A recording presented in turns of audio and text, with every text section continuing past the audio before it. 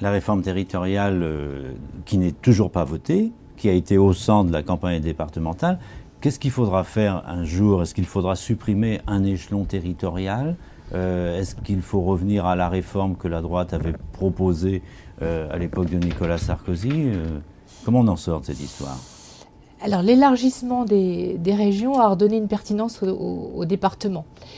La réforme territoriale, elle passe d'abord et surtout par une clarification des compétences et une répartition très claire des compétences pour éviter les doublons.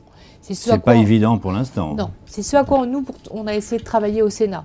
Les grandes régions, chargeons-les de tout ce qui est stratégique, le développement économique, la planification, la formation, les grandes infrastructures. Les départements, gardons-leur un rôle très spécifique de solidarité humaine, les solidarités humaines et territoriales, l'accompagnement aussi des communes, la gestion de la proximité, par exemple à travers le maintien de la gestion des collèges. Ainsi déjà, en simplifiant et séparant les compétences, on identifie bien qui fait quoi et on évite les doublons.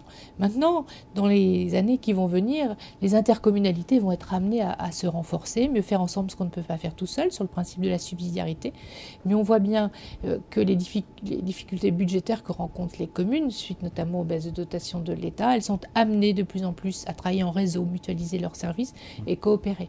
Donc il y aura un renforcement certainement de l'intercommunalité. La disparition des départements est une vraie question. Je pense qu'elle est de côté désormais parce qu'on s'est bien rendu compte que gérer l'incendie et le secours, gérer toutes les aides sociales, ce ne sont pas les intercommunalités qui pourront porter, elles ne sont pas assez musclées. Elles ne pourront pas porter ces compétences. Est-ce que finalement les grandes régions n'ont pas rendu le département définitivement indispensable? C'est ce que je vous disais en préambule, ce que j'essayais de démontrer. Maintenant, il faut une répartition des compétences au niveau de collectivité. C'est ce qui va aussi permettre de clarifier l'action publique. Parce que si tout le monde fait tout, bien entendu, c'est le parcours du combattant pour celui qui va aller chercher des subventions et le citoyen ne s'y retrouve plus. Là, on identifie très clairement le rôle de chacun. Alors,